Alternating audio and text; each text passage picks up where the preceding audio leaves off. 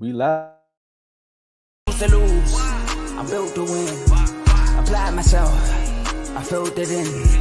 No time for the doubt, they counted me out, I'm getting it in. Yeah. No time for no loss. Pacers were going to make the playoffs.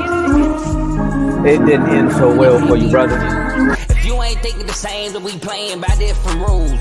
You can't see the vision, we living at different views. Until we complete the mission, keep getting up, never snooze. I walked a mile in my shoes, had the mind of a fool. You fell asleep at the trade deadline when we had a trade to get Kyle Lowry out of here. They told me I couldn't do it. They told me I couldn't make it. They sold it, could never break it. That's sadly mistaken. I need a piece of the pie. I want it so bad I can taste it. They told me, keep on running toes. They gonna take this is what we got to tell. This man doing this. I filled it in. No time for the doubt. They counted me out. I'm getting it in. Yeah. No time for no loss. I pay for the cost. I'm winning to win. Yeah. Refuse to lose. I'm built to win. Apply myself. I filled it in. No time for the doubt. They counted me out. I'm getting it in. Yeah. No time for no loss. I'm paying the cost. I'm in it to win. Yeah. Refuse.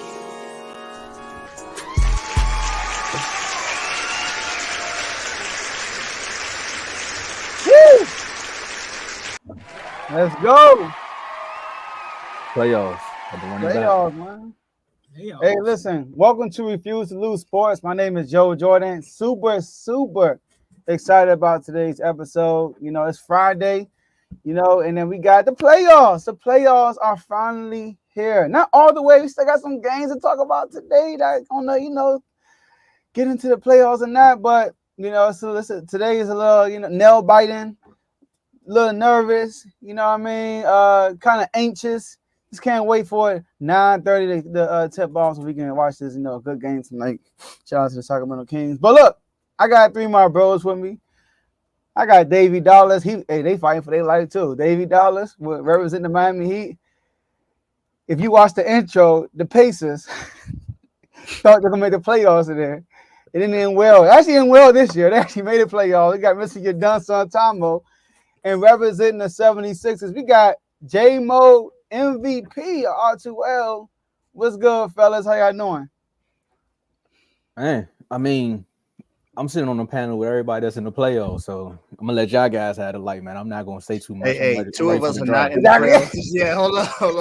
Tomo, you gotta speak it into. You gotta speak it into. You gonna say playoffs, Tomo? Talk to me. You know what I'm saying? You right. Let me turn. So yeah, James, like the only one that can say he in the playoffs right now. We got a game to play first before we can. All right, cool. So James, how I feel to be in the playoffs? It feels wonderful, man. Not every year you get this opportunity, so we gotta take advantage. You know what I mean? Hey, I'm a Wizards fan, so now let me talk to my fellas right quick. So as being on the brink of things, how y'all feel right now? Oh man, that's how we feel, man. Come on, Dave. If I don't know if I have a word to explain how I feel right now. I'm not going to go. I'm gonna wait until the segment comes up to where we talk about it before I say how I feel. But I'm excited about today. I had my 25th episode recorded yesterday. So woo! Yeah.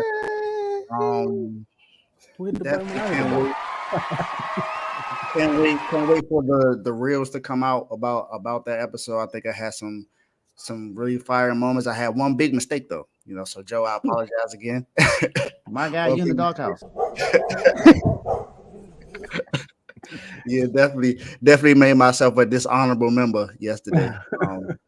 But it's Thursday, man. Oh, it's Friday, actually. It's Friday, and it's my son's birthday. Let's get it. Good way to clean up. I was about to push the button, man. Hey, yeah. You're right. Look. I keep getting my days mixed up. I'm not used to doing my show on Thursday. It's usually Wednesday, but it's Friday. It's time to have some fun. Like I said, my son just turned 6 today, so let's turn up. Let's get it. Up.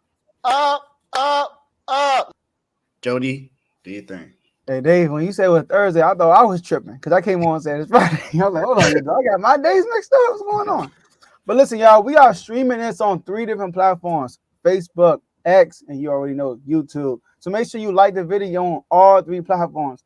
if you haven't done it yet, make sure you subscribe and follow on all 3 platforms. Like Tomo always says, it's the morning time. You probably in your car listening to it like it's the radio. You probably in your office watching on your phone the sneak side, right? Or you probably at home chilling because you ain't got no job. It's Friday, you ain't nothing to do.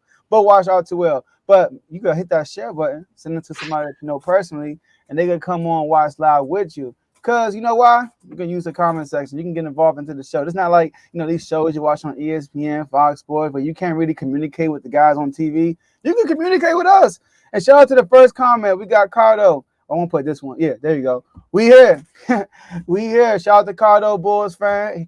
He will get referenced multiple times through this episode because we got to talk about the Bulls, right? But if you're feeling good, like I said, it's Friday. It's payday. It's the day, weekend coming up. You got plans this weekend. Well, I got bigger plans for you. How about you go to the bottom right of the comment section. You see the dollar sign. You click on that. They're going to give you a dollar amount. You pick a dollar amount. You put your super chat in. Guess what? No matter what we're doing, we're going to pause everything we're doing. We're going to pause everything we're doing and hit you with the gifts. Nah, I got you, bro. You got to turn up the everybody throwing all day. Think it's Thursday. We want to hit you with the gifts. You know what I mean? I don't know, man, right? But you come to the IG chat, we hit you with some gifts. You get what I'm saying, right? But look, you put the comment on the screen, and we're going to read it out loud. We're going to stop everything, read it out loud, give you the floor, because we appreciate all the gifts and the donations. Donations. There we go. Donations. Gifts. And last but not least, enjoy the rest of the show. Tomo, floor is yours. I mean, is it? Because we got Carter in the comments. We got Dave sitting right here. And, the Bulls, Heat, it's looking like a repeat from last year, man. Like, what's going on here? These whole playoffs is kind of looking like a repeat outside of Sacramento, fighting for their life. And they got over that hump. Hey, Joe, man, I know you're excited, but you got to go up against another team that got your number, man. We ain't going to talk about them just yet. Because we got to talk about another playing team in the East. 76ers did their thing. They came back. I thought it was going to get ugly. And B said, give me the ball, I pass it. Give me the ball, I dunk it. And then Jimmy Butler said, we got to wait one more game. Just one more game. Bulls, Heat. Predictions. We will start with you, Dave. I know you got a lot to say. So we're going to start with J-Mo.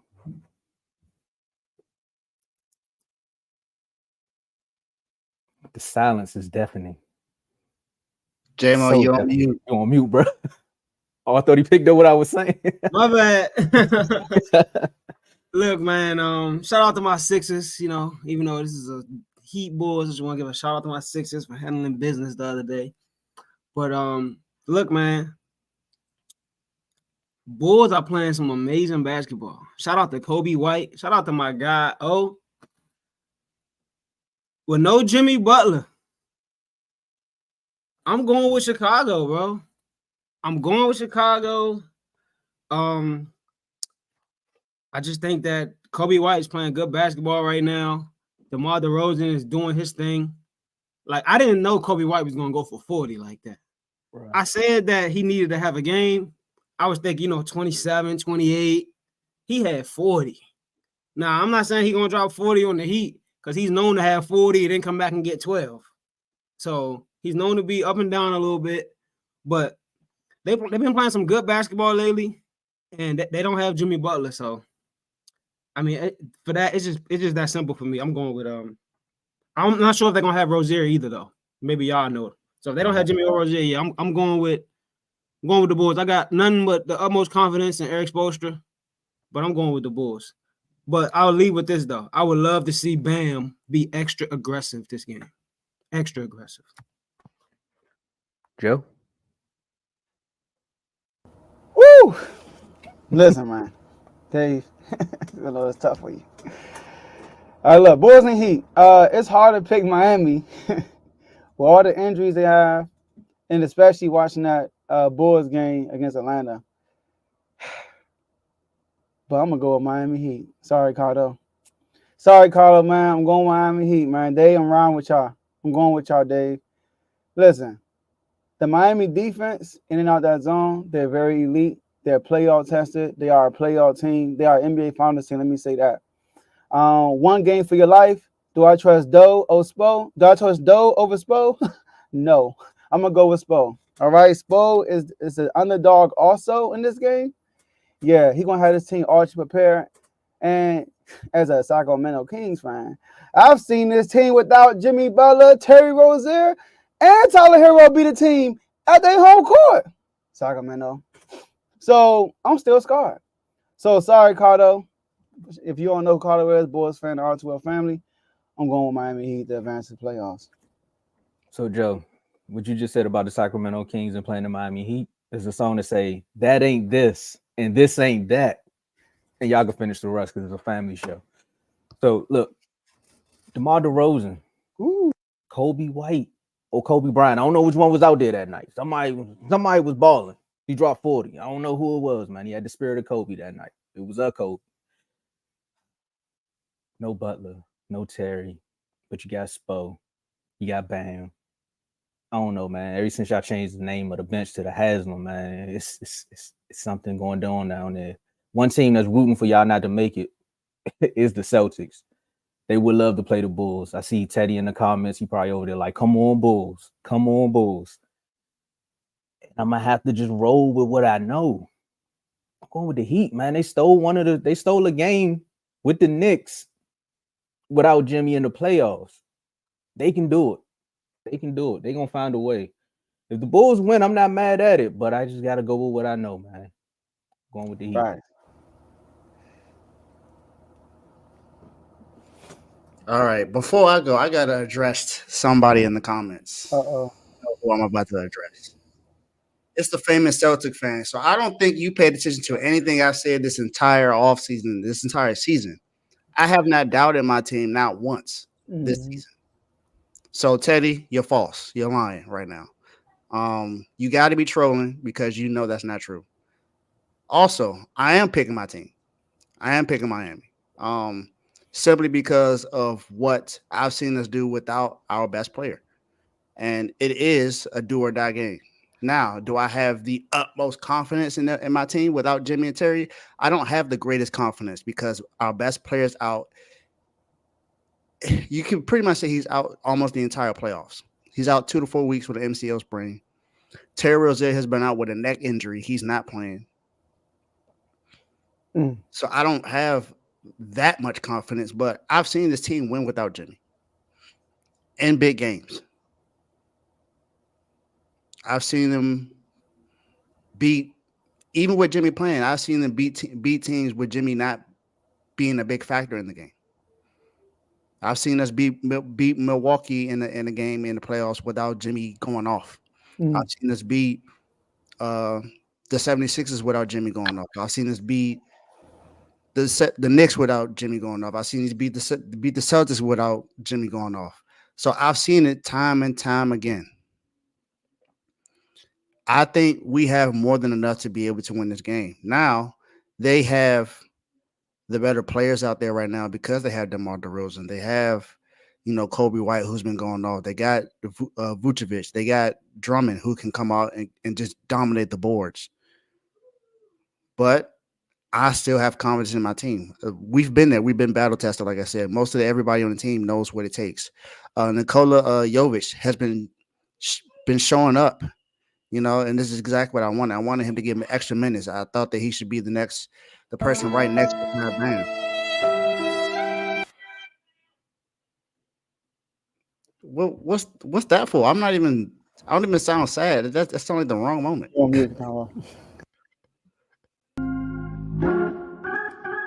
Oh, I'm on mute. Oh, I was doing what the comments said. The comments said play the sad music. My bad.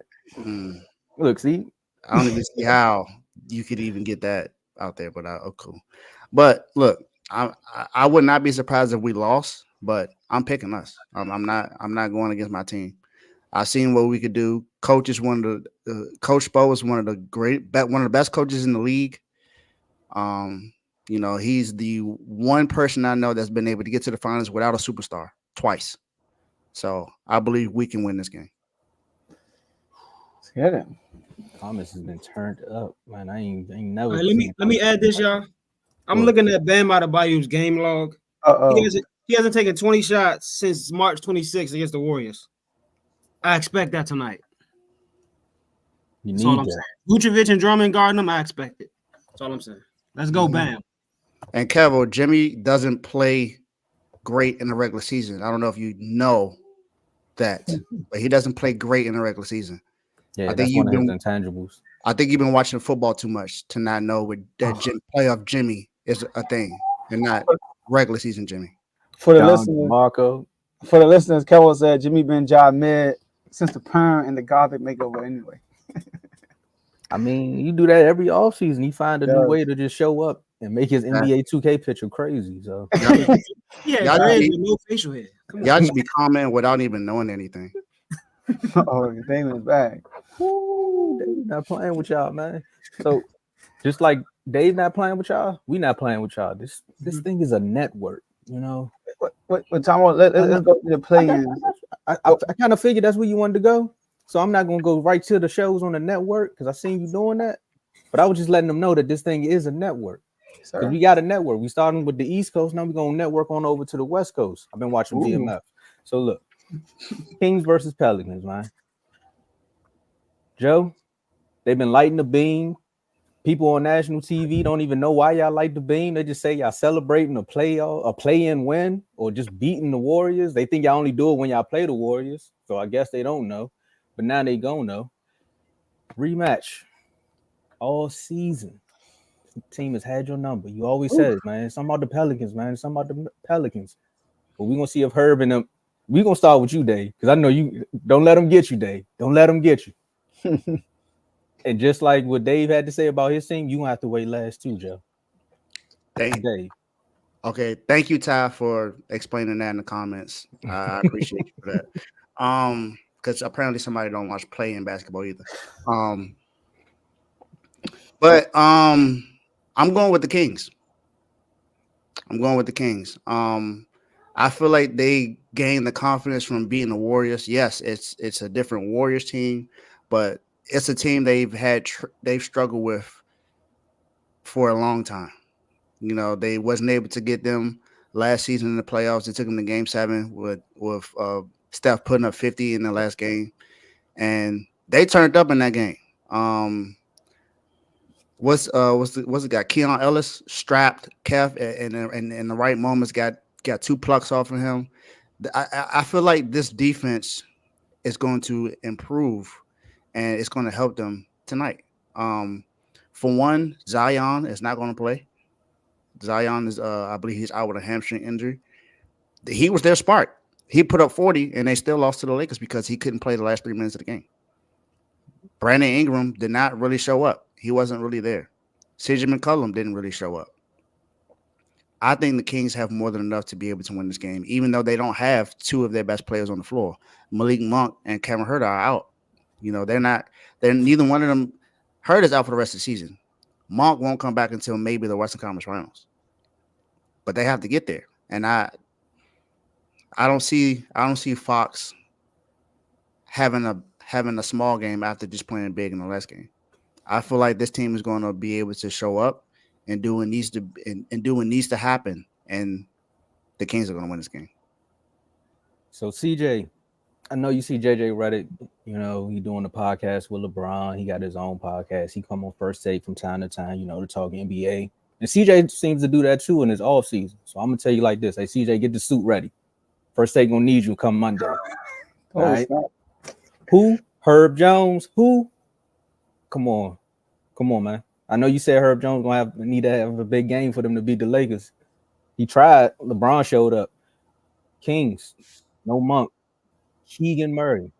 I told you, Joe, all your role players for him to step up because of who? Mike Brown. See what I'm saying? So I'm going with the Kings here, man. J-Mo. I guess I gotta break the tie. Look, I'm going with the Pelicans. This is kind of a no-brainer for me. Zion being out is huge, but I think they 5-0 against them. Zion only played 2 games. They beat them the 3 other times. Kings did get over a hump beating the Warriors.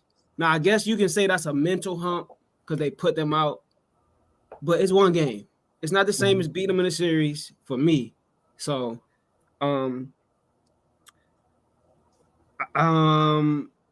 Zion is he was very pivotal in a matchup against the Lakers because of the size they have.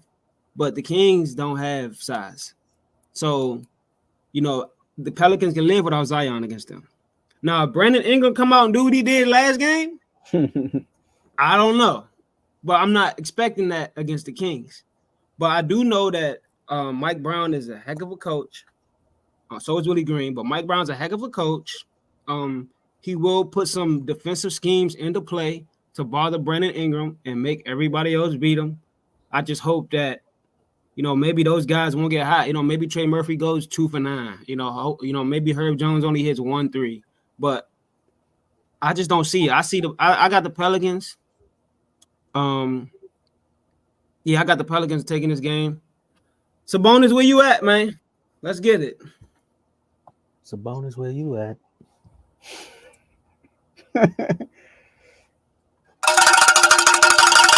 Come on, man. What kind of question is that? You know who I got? Now I'm upset. I picked the Kings because I got to hit that cowbell. The Sacramento Kings. That's who I got. Listen, man. 5-0. I'm glad that happened. That's probably the best thing that ever happened to us when we going against this team. We lost 5 games. And y'all think we going to give them a 6th game? No! Ain't happening. I'm confident we're going to win this game. I'm so confident. Listen, man. Everybody keeps saying, oh, without Zion. Oh, like J-Mo said, we lost by 33 without Zion. So, in Sacramento. So, it don't matter. We still have to play this team like literally it's our last game because it is our last game, right? We got to bring the same intensity.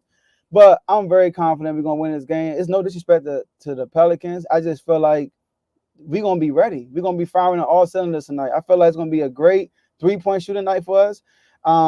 I feel like we're going to be the more physical team. I feel like we're going to play with more intensity. I don't know how Brandon Ingram's morale is after getting benched in the fourth quarter. Is he going to come out trying to prove a point, or he going to come out, y'all ain't played me last game? I don't know how he going to show up after that, So, but even if he show up on fire, I don't care. We're going to be ready, right? My man Swiper, listen, first of all, the Warriors beat us last year because of Steph Curry and because of experience. The New Orleans Pelicans are young just like us. They what big moment they overcome yet?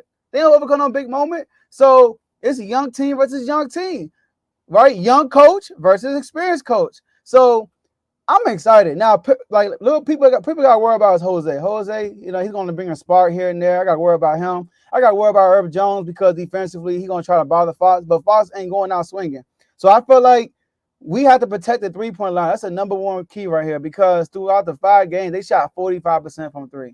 The closest we got to them was we lost by 5 points. But that game, they were up by 30, and we came all the way back and got it to a 1-possession game. They shot 12% from 3 because we locked them down in the second half.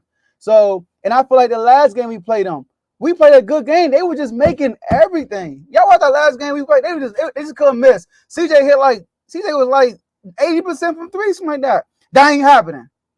Y'all saw we did the stuff, right? CJ, you better get ready. So, my X factor for this game is Harrison Barnes. I think Harrison Barnes is going to have a good game from 3-point line. I really do. I think we're going to be raining threes. We haven't had a game we went on from 3 the whole game in a while. It's been a while. So I think yeah, we taking this. We gonna slay the dragon. Whoa! Now you got too much dip on your chip. Oh, my hey, Joe, that's a good Harrison Barnes point. Too much dip on your chip.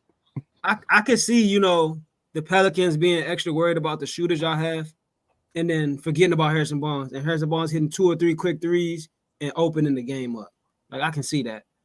Like I know they saw Keegan Murray last game, so I know they're gonna be on it. Man, Keegan was cooking last game, so they better be on it. Keon Ellis hit some good shots last game, good too. So they better defend that 3-point line, or they can lose that game early. Go ahead, but Joe. we executed well on them offensively last game. They just come miss. I'm sorry, it's come miss. They ain't having this game though. Well, you see what Ty say, man. Y'all better win, or the Pacers definitely won that trade. He's not about to play Bucks without Giannis. He's out of here. Y'all should know Ty trolling because look, yeah, he's trolling. Pacers ain't make the playoffs last year, and the Kings were the 3rd seed in the West. So Exactly. And then they about to play Giannis list Bucks. Mm-hmm. Now they better not lose. Exactly. Just saying. Giannis, though. Which one MVP candidate? Giannis or SGA. I'm not Oh, gonna do too much. I'm not gonna start that this morning, man. Yo, tell them about the shows, man. Tell them about the show, everyone go crazy in the comments. All right. man.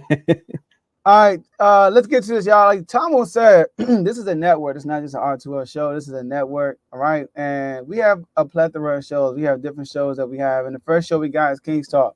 King's Talk with Joe Jordan. We are definitely doing a show after the game tonight. Win, lose, or draw. So make sure you gotta tune in to King's Talk. It's all Sacramento King's Talk.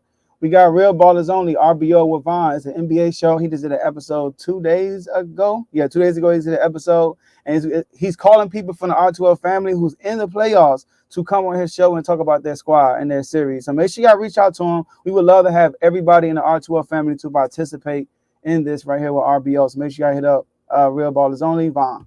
Then we got Dave's Doghouse. He just did an episode yesterday morning. Great episode. As you said, you know, he had some blooper reels and that thing, but he got some good reels too. All right. So make sure y'all go check that out. All right. It's a great show. It's about lowlights and highlights of anybody in the sports media, sports world, period, relative. No matter who you are, you could be in the doghouse if you don't do a good job. If you do a great job, you could be in the yard with the dogs. So make sure you got tuned in to Dave's Doghouse. We got FFC, Fantasy Football with Coach Coombs. He just did an episode on Monday talking about the NFL Draft. So make sure you got to tune into that. NFL Draft is next Thursday, y'all. We're about 7 days away from the NFL Draft, 6 days away. So we might do some collaboration for the NFL Draft, y'all. You know, TTC, FFC, and R2L, you know, collab YouTube channel. So stay tuned for that, all right? But FFC normally is going to be on Mondays going forward until the Fantasy Football World comes through, all right? So tune into that. We got CTC, Carl Talking College. He did an episode 2 days ago. Also, a recap of Michigan State University season as far as basketball. I forgot the guy's name, but he had a co-host on there. Probably for the first time on the whole show, a new guy that we haven't seen before, right? Did an awesome job, another Michigan State fan. So make sure y'all tune in to that. They broke down their whole season. BWT, Baseball with Teddy. He did an episode also on Monday, but he has an episode most likely coming out today. All right. I'm pretty sure he's going to let us know in the comment section, but this is a baseball only show. He's a Yankee fan. You can tell by the hat, but he covers all the teams, right? So make sure y'all tune in to BWT. All your baseball content goes through BWT. And last but not least, we got In the Red Corner, boxing only show. It's some big fights this weekend, right? Especially Haney and Garcia. So I'm not sure they're going to do a show this Sunday. We're going to keep y'all in tune, but they will be having a show soon. They did one, not this month, not last Monday, Monday before last. So make sure y'all tune in to In the Red Corner with Fast Camp, Tony, Ricky, and Ty. And those are all your shows. Tomo, back to you. Man, the fight that we didn't think was going to happen. But we got a rematch going on over here, man. You know, they talked about intangibles, people pulling out belts on national TV, whipping chairs. You know, you got Kev in the NBA chat talking about how Luka should win MVP or just be in the conversation. There's a lot going on down in Dallas, man. You know, everything is happening outside of the Cowboys actually signing free agents, but we talking basketball. So third time's a charm. You know, you go to that barbershop, you say, man, who in the first chair? Now I don't want him. Hey, bro, you got somebody back there? Because I ain't trying to get clipped. But we're going to see if the Mavericks can clip them again. So Luka Doncic got to go up against Kawhi. Joe, who you got winning this series? Hey, speaking of barbershop, right? I went to the barbershop with my sons. You know, not for me, obviously, but my sons, right? And then this dude walked in and he was like, he went to a dude. He was like, "You cutting?" And then, you know, dude got nobody in his chair. That's a bad sign. You feel me, right? He's like, "You cutting?" He was like, yeah, I'm cutting. And he was like, "All right, can you cut my son?" The dude pointed out the pictures. Which number you want? He said, "Oh, you pointed at the pictures. You kind of got me worried, man." I was like, that's not how you know what I mean? Nobody uses pictures, you know what I mean? Yeah, rookie. Me the number 17? He literally pointed up. He said, "Which one you want?" And he was like, "You point. Oh, you got me a little worried, man." That was funny. All right, but that was funny. Mavs and Clippers, the trilogy. Woo! Listen, man.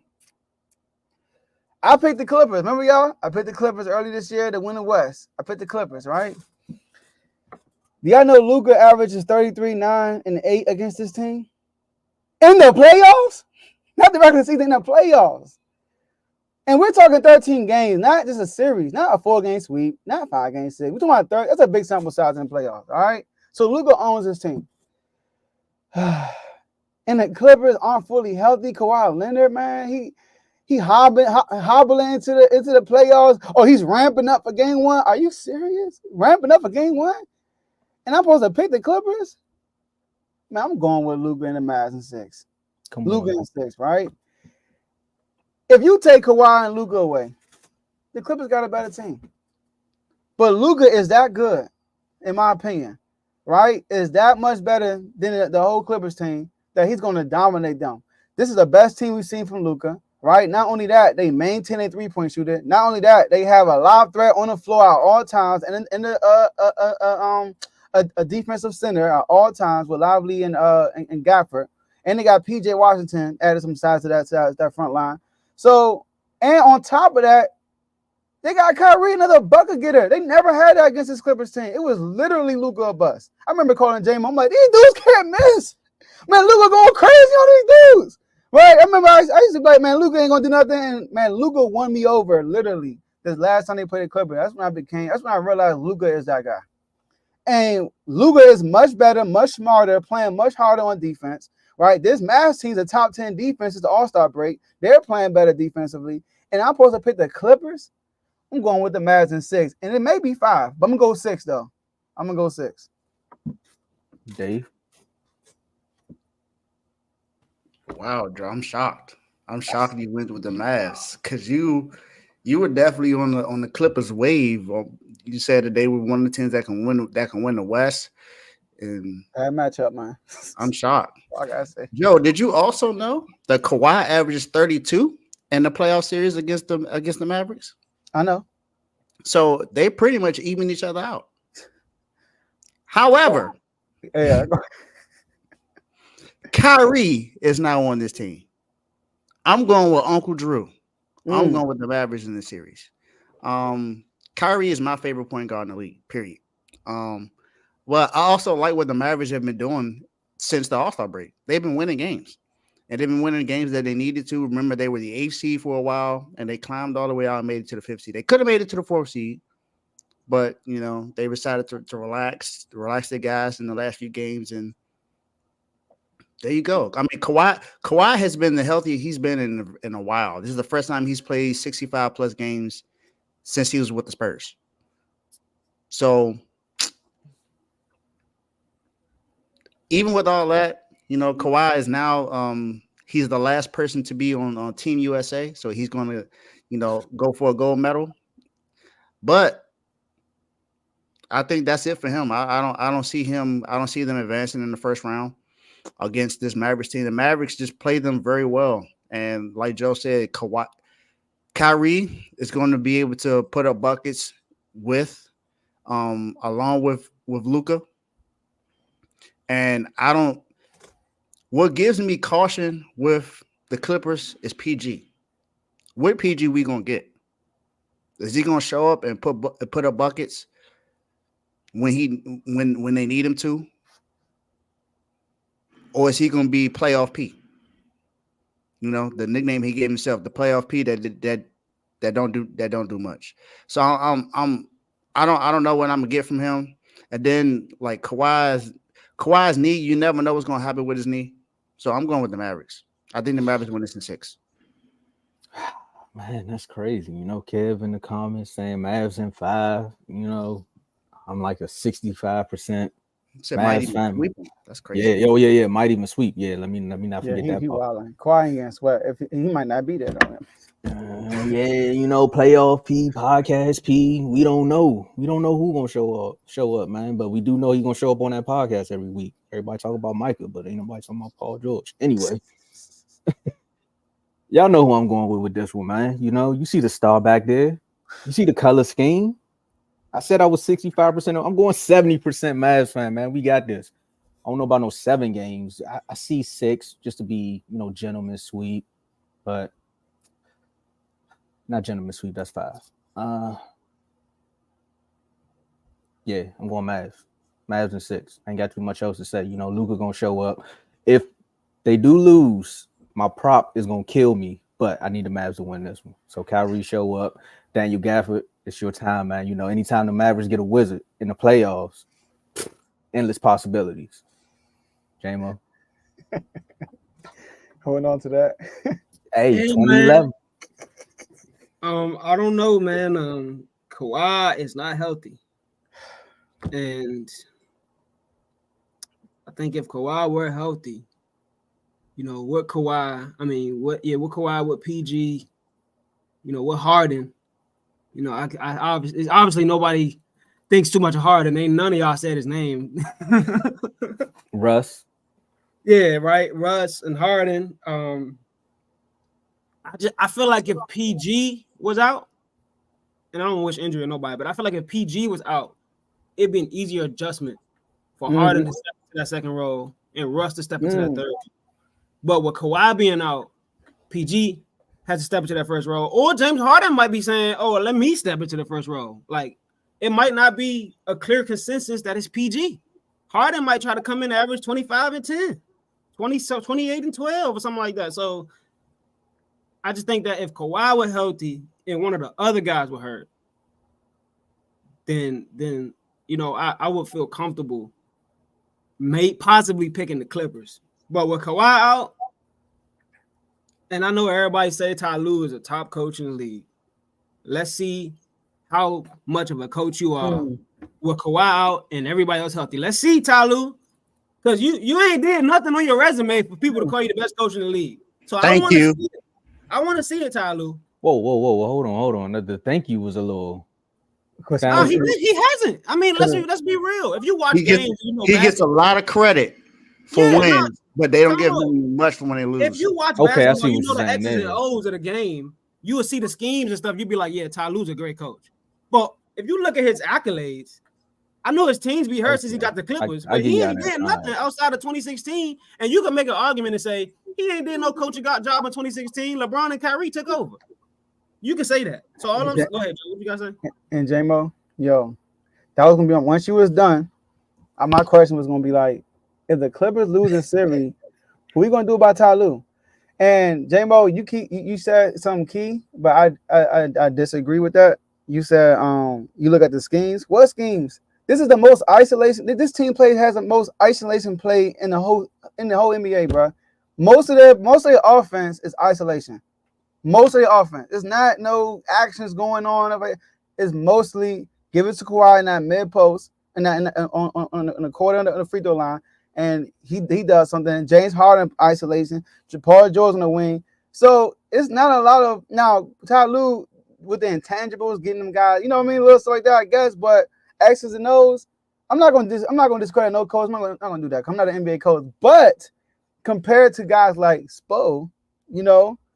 I mean, Ty Lue, if you lose a series, y'all had too close against Luka, and they team were nowhere near better than y'all's. Like, nowhere near. And the one time the Mavs got the advantage, you get smacked? Yeah, you see what I'm saying? So all I'm Kawhi saying had to drop somebody. He had to draw like 45 on 72% shooting. I'm going to win that series. They was down 2-0 going to Dallas. You know what I mean? Last time they played. So all I'm saying is I want to see how great of a coach you are, Ty Lue. I see Stephen A. I see Skip. I see a lot of people on TV talking about best coach in the league. They bring your name up, and you ain't did nothing to earn it. So I'm just saying, I know you're a great coach, but this series is gonna show me if Kawhi not playing, it's gonna show me, Ty Lue.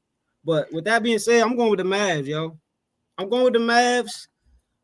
Luka is he's entering his prime, I think. I mean, I know it's like his fourth year. I think he's entering his prime. It's hard to think he would get better, right? Man averages 35, 10, and 10. So I'm going with Luka, man, and the Mavs and the players they picked up in the second half of the season. I'm going with Luka, bro. But hold on. When you comparing Ty Lue to a Spo, I can see why Dave would have that reaction because Spo does it with a band of brothers. I ain't gonna say a bunch of nobodies. They're a band of brothers because when you come to Miami, you're gonna know your role and you're gonna play in the scheme. It's defense, grit, and our defense is our best offense in Miami. That's how they play. Physicality. When you talk about Ty Lue, accolade wise, I agree with you on that one too, J-Mo, but he is one of the best coaches because of that one feat. Like, that's why they say it. When you down 1-3 to one of the best teams in the NBA at that time and you win that series, regardless of LeBron and Kyrie doing their thing, he still had to get them other players to know their role and step up. Like, that's why they say it. Like, but it's all. I think another thing. I'm not saying the best. He can be talked about as one of the best coaches. But what Dave, for me, it's the reason why they I had a lot of a defending for Spo, because remember when LeBron was in Miami, they were saying that Spo was not a good coach because he had LeBron, and I said, well, look at what he's done after that. Okay. Remember, there was even though we missed the playoffs in the second half of that season, we won 31 something games for us to hit 500. I think we did, and we had no superstar. We had injuries throughout the rest of that year, and we ended the year better than any team in the NBA. Now we missed the playoffs, so I'm not saying that was, that's hooray, but that's something that no one else has ever been able to do. And now with Jimmy, they said that we weren't going to make it out of the first round. We wasn't going to make it to the finals. Jimmy made a horrible decision to go to Miami, and 2 of the 4 years he's been there, we've been in the finals. In 3 of the 4 years, we've been in the Eastern Conference Finals. That's why I said that Spo is, if not the best coach, one of the best coaches in the league. I can't say that about Ty Lue, because what has the Clippers done since he's gotten there? Yeah, people always say like injury and stuff. My issue with everybody is, like you said, he gets a lot of credit, but whenever they lose, he gets none of the blame. None. It's always, it's an injury. There's always someone else. You look at it, Clippers had the best roster since Kawhi's got there in the West. Like, you look at it top to bottom, they always are stacked. They always got a starting 5. They always got depth. Every single year. It's not one year I can look at the Clippers and be like, dang, they got one of the best rosters in the NBA. Even this year, look at their roster this year. Like, it's crazy. And James Harden got there early this year, y'all. We can't say like he just got there. He's been there. And Kawhi played over 65 games. Paul George, they all play games this year. So it's no like chemistry. It shouldn't be no chemistry issue. Man, they had like a 25-game stretch where they was looking crazy. Yep. They had the number 1 seed at one point in the West. So I still think Ty Lue is a great coach, right? It's one of the best coaches in the league. I'm saying like if they we can't keep talking about PG. These guys are players, but where does Ty Lue fall in this? Okay, hold him more accountable if they lose. Yeah. Treat him like y'all treat Doc, man. Treat him like y'all treat Doc. Okay, that's why. That's why I see what you're saying. Look, with it. Okay. Doc has been in different situations, but they both living off one chip. That's all I'm saying. Facts. Mm-hmm. I mean, one chip was kind of like destined to happen. The other one was kind of like we fighting against destiny. So I get what you're saying. They on the same bus, but for me, I get where y'all coming from about Ty Lue, but y'all know what's gonna happen if they lose the series. Because what's James Harden known for doing in the playoffs? They're gonna blame it on the players, and that's why I think it's messed up at. He got a team of players outside of Kawhi. They need to talk about. They need to talk about him too. I mean, Tomo, Embiid and James Harden are both known for not showing up. But who did the media blame? Doc. Doc have a history of that, though. I'm just saying. Doc got a history of it too. That's the thing. I'm talking about Ty Lue ain't got no history of folding like that. I know he ain't got no history. I'm just saying, like I get what you're saying, regardless of the history. I get you saying. You're saying like when the Bucks lost, Budenholzer got killed, right? Budenholzer got killed. Like coaches normally get crushed when they lose. Missoula getting killed when they lose to Boston Celtics. They got a great team. Nick Nurse got killed with the Raptors when they was losing, when they didn't make the playoffs. Nick Nurse got killed. So my whole thing is like Ty Lue is like I never hear his name. I think people giving the benefit of the doubt because of their injuries. Because they have been hurt. Like you gotta do it, but this year is different. This year, like they've been healthy, and Kawhi is who Kawhi is. Just like we think about Embiid. Embiid is who Embiid is. I mean, we gotta just face it. Like the Bama gonna be hurt every playoffs. Like it is what it is. Gonna happen. Kawhi the same way. Even when they won the championship, Kawhi had knee issues. Remember, he was scoring and going down like with his knee. Like the Bama was hurt in the finals. So and they won. So what I'm trying to tell you is, I'm just trying to pre-warn y'all what's gonna happen. Harden is known for shrinking in the playoffs. Playoff P is known for shrinking sometimes in the playoffs. Kawhi is known for being hurt. Look at all the built-in excuses are there. It is. So again, matter of fact, I don't even know why I'm doing this. Because we're gonna come on here and talk about it. We're gonna hold them accountable. So I don't got to worry about what the mass media gonna do. We good. But for all those who watch both us and the mass media, y'all know what they're gonna give. They're gonna give Ty Lue the benefit of the doubt. So I see where y'all coming from, but I also see the other side of the coin. Mm-hmm. That's a good point to bring up, though, J-Mo. Yeah, he does need to get held to the flame. Like, come on, bro. But again, it depends on how they lose too. For me, if they get swept, all of them need to be talked about. The whole Clippers team, from the top all the way down. I know y'all trying to go to Compton with the new arena, but yeah, if y'all get swept by this Mavs team, something needs Even to be if Kawhi said. hurt, bro, they still got a legit team. That's what I'm saying. They shouldn't get swept.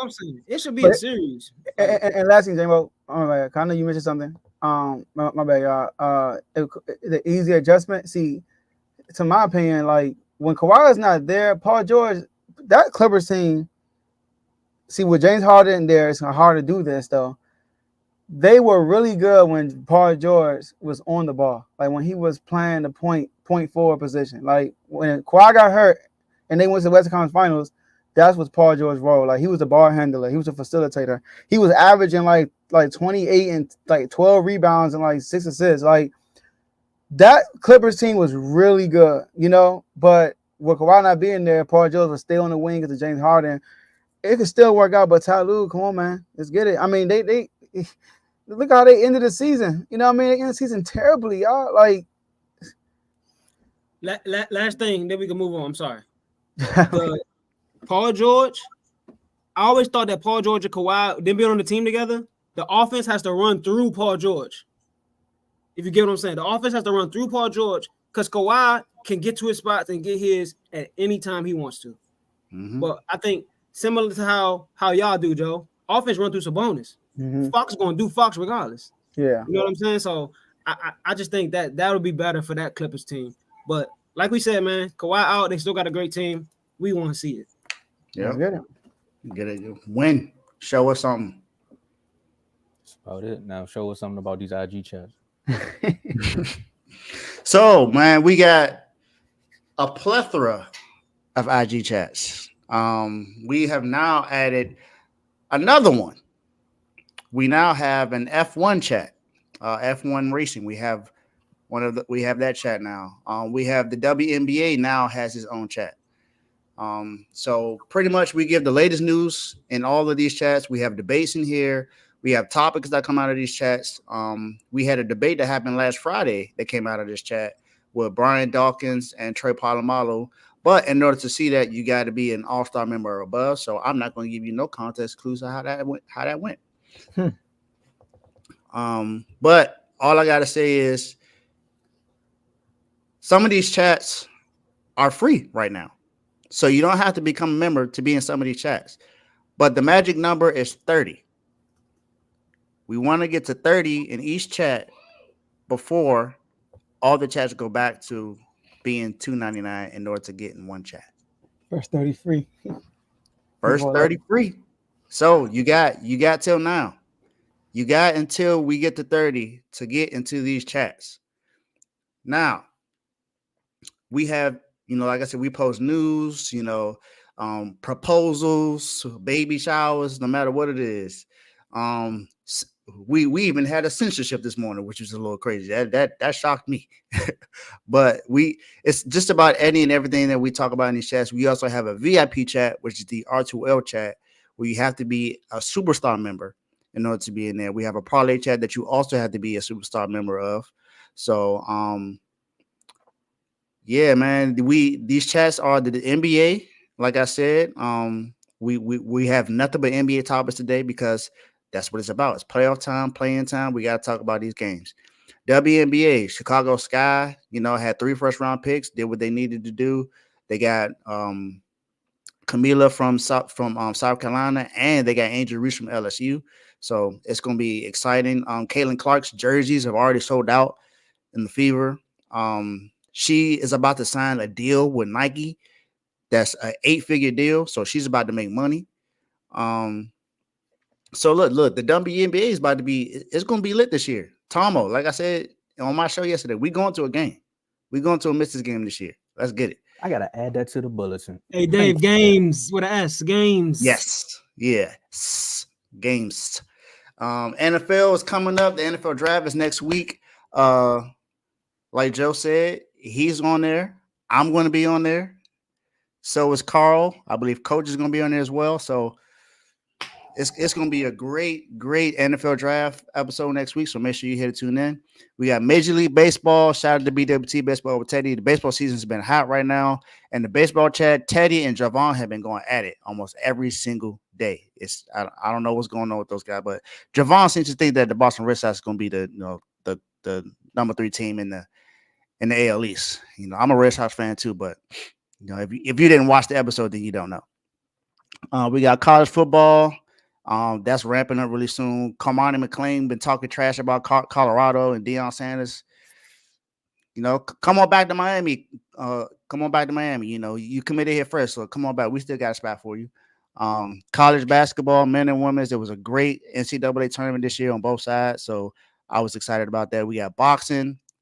Boxing only, not combat boxing only. We got a fight coming up tomorrow night. Devin Haney and Ryan Garcia. So make sure y'all tune into that. I know the chat is gonna be lit tomorrow night. Not no more, Mark. And then, like I said, WNBA. We got UFC chat. My guy Max Holloway had a great win last week, along with Alex Pereira with a knockout in the first round. We got and the WWE is mixing with the UFC as well. We got hockey, NHL, and then we got soccer. So shout out to Man City, who's one of the best teams in the UEFA right now. And then we got Harry Kane that's been balling out, along with my favorite soccer player, Kylian Mbappe. So, man, you got to become a member to be in the NFL and NBA chat and the R2O chat and Parlay chat. But everything else is free for now. Just gotta let that marinate for a second, because had to give y'all a moment to go click the link. Hey, Mark, they're not $8 no more, man. It used to be, and it's not no more. You can't say $8. Yeah, when you're trying to go buy a suite. The only thing that's about $8 is, it ain't even 8, it's $9.99 for the superstar level, but I'll tell you about the other 2 levels right quick. $8. Man. So when you become a member for $2.99, that's the pro level. You get loyalty badges next to your name and comments during the live chats. Again, that's for all the shows on the network. You get priority comments, and you get to join one sports chat. All-star level, you get the same perks from the pro level, but you get member-only videos. And as Dave told y'all before, we're not going to tell y'all too much about what happens with the member-only videos, because you need to become an all-star member to understand what's going on. But just know, it's a lot of exclusive content over there. And you get to join multiple chats, so you get to follow the conversations and the rivalries through each chat. Because literally, there's a rivalry and a friendship in each chat. You may be homies in the baseball chat, but y'all may be beefing in the NBA chat.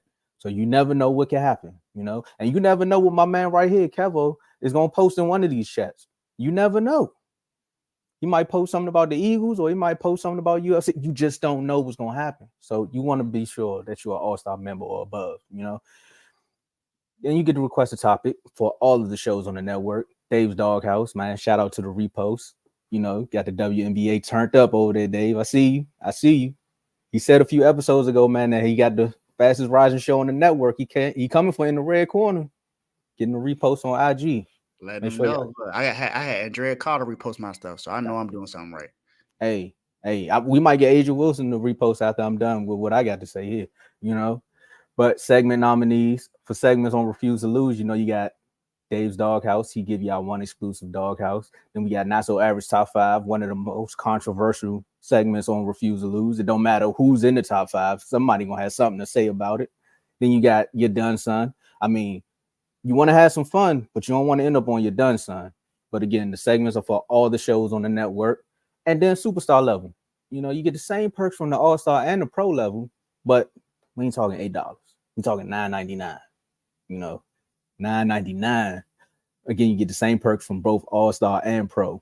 You get to join the R2L VIP chat. That's the only chat that's on IG and X. And we have a parlay chat, where you can put your tickets in. I'm about to start calling the parlay chat the kitchen, because all they do in there is chef it up. That's all they do. They just chef it up. And we got some winners. You know, you may have, of course, it's a parlay, so you're gonna have 1 or 2 losers, but at the end of the day, you get more wins than losses. Just think about that. Your profit is always gonna come back. I can't guarantee it, but I'm gonna just let you know your profit will always come back. Then you get to be a guest on one of the shows. I mean, that's all the shows on the network. Again, that's why I said one of the shows, not just one show. One of the shows on the network. You get awards and plaques. You know, we hand out real awards and plaques, you know, so kind of like the ESPYs. We're going to call it the R2L. We're going to come up with something with the R2L moment, but it's something like that based upon the numbers that you do on your episode segment. And we give member shout outs. So shout out to all our superstar members. I got the updated list now, Joe. We got Worm, Joe, Dave, Tomo, Teddy, Cardo, Coach, Vaughn. I ain't hear y'all click the button. See, man, y'all playing. Click the button, man. Become a member today. Now let's get back to the show. We got some college news. Colorado Edge, Derek Brantley is now in the transfer portal. So Colorado has like the second or third most people in the transfer portal right now.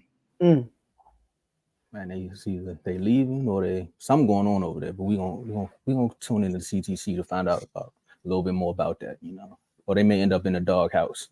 Another person, I got a nominee for the doghouse too, though, Dave. Because I got a nominee for your done son. Oh, let me know. I'm gonna say it on air, so just so y'all know. Today, hey, if you watched my show yesterday, Tom, I pitched you or your done son as well. So I'm gonna finish the rest of the show. I got right up to the Pirates moment. So I'm gonna finish the rest. I got you.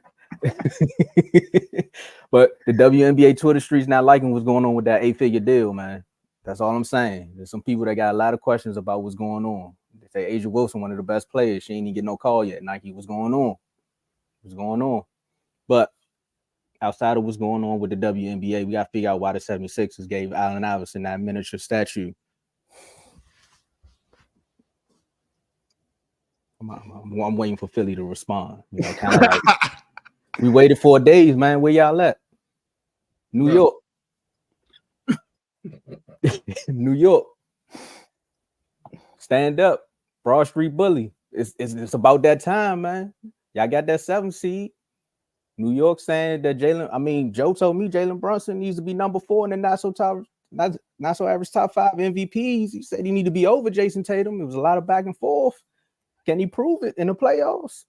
He tried last year. Miami said, we don't need Jimmy to get 1 win. We here. 76ers and Embiid is back. Who got this series? And we're going to keep with the same. I see you over there, J-Mo. I know you got a lot to say. But I'm going to start this one off. Philly showed me something in that play-in game, you know, by being down 14 to one of the, like I said, their defense is their best offense. They coming back and winning that game and just how they executed. Even with Embiid, you know, just finding his spots on the floor. But the Knicks, they have been balling all season, even with the trades. The trades actually added to what can help actually Thibodeau out because Thibodeau is known for running his stars into the ground. So, look, Mark, I'll address that later. This was a tough one. I sat back and forth. I had to think about this one, you know, kind of like that Spider-Man meme where he was sitting over in the chair and he was like, man, I got the Knicks in 7. I see it going 7 games, man. I see it going 7. Joe? Woo, I ain't mad at that pick. You know, listen, I'm worried about the 76ers, man. You know, watching Joel Embiid against Miami, he looked hurt. He looked hurt, man. You know, this will be a physical series also. And but little bro, I'm going with you. I'm going with Philly. All right. I'm going Philly in 6. All right. Now, if it goes 7, I'm worried for Philly because that New York crowd gonna be crazy. So I think they gotta get it done in 6. Knicks are a gritty team. They fight. Jalen Brunson I'm marking this down, will have his best playoff series in his career. He gonna go crazy statistically. He might just average like 37, 36. He gonna have a great series. But they don't have enough help outside of Jalen Brunson. I do think Josh Hart was gonna have one big game that's gonna help him win the game. I think Dante DiVincenzo is going to have one big game from the 3-point line to help win a game. But they just don't have a lot for OG. You know, it's not say OG. They don't have a lot for Joel Embiid. You know, now they got size, you know, but people saw that Miami series and might think like, oh, but he struggled with Miami. Miami is a unique team. Like they struggle because of the flow of the offense, not because of Embiid. It was like they ran zone man, this zone, that zone. New York, you know, they're gonna just play you straight up. And Mitchell Robinson, make sure you get ready to use all your 6 fouls. OG, get ready to use all your 6 fouls. Hartenstein, use all your 6 fouls because Joel Embiid, I think he's gonna have like a really good series. It's not gonna be like the Nets when everybody else ate and Joel Embiid wasn't really eating because they have too much tension on him. Now with Maxey, that can't happen no more. So I got the 76ers winning this in 6. Appreciate the love, bro. No, they you going last, Amo? My bad. I got you, Tomo. So the Knicks won the season series 3-1, but 3 of those games Embiid didn't play. But for some reason, I'm going with the Knicks. I think all you said, Joe, means something about Brunson being able to go off, Josh Hart being able to help them win the game, Dante DiVincenzo may be able to help them win one game. That's 2 games right there. I think Brunson's going to be enough. And this team is just different with OG. I think they're 20-3 with OG and Jalen Brunson in the same lineup. Mm-hmm. This team is really good with them. But the reason why I'm picking the Knicks is not because of the Knicks. It's because of Embiid. I don't know if Embiid is going to be able to be healthy throughout the rest of the series. And I don't, like I said, I don't wish injury on it. I want Embiid to be healthy. I want him to be able to make it and, battle it out. Because I think he's, to me, outside of Jokic, the best center in the league. He could be that dominant when healthy. We've seen what happened last year. He was the MVP of the season last year. But I just don't know if he's going to be healthy because of how he played against Miami. He didn't look like he was healthy at all. Now, he came up clutch in the end, in the 4th, which is a great sign. But for some reason, I don't see him being able to make it throughout the series, and I'm picking the Knicks to win this in 6.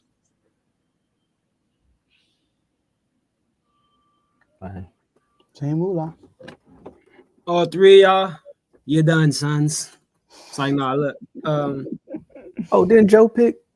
Joe picked y'all. Yeah, I know he picked us. I was trying to get my joke off. Look. Yeah. Yeah, man, the Knicks are a very physical team. And I like what you said, Joe. You said that a lot of people want to look at the Miami game and say, "Oh, this is how we can get." I mean, if you look at that game, they were preventing Joel Embiid from even touching the ball. Like, it's not like they were, double and triple and putting big bodies on them. They wouldn't even letting them touch the ball in that zone. And it really pissed me off because everybody's standing around the 3-point line like it's 2K. Nobody's even touching the middle of the floor. Second half start, the moment we start penetrating through the zone, we came back. I mean, Buddy Hield was penetrating. That's what I'm saying. Like, nothing special's got to happen to break the zone. But the Knicks are a very physical team.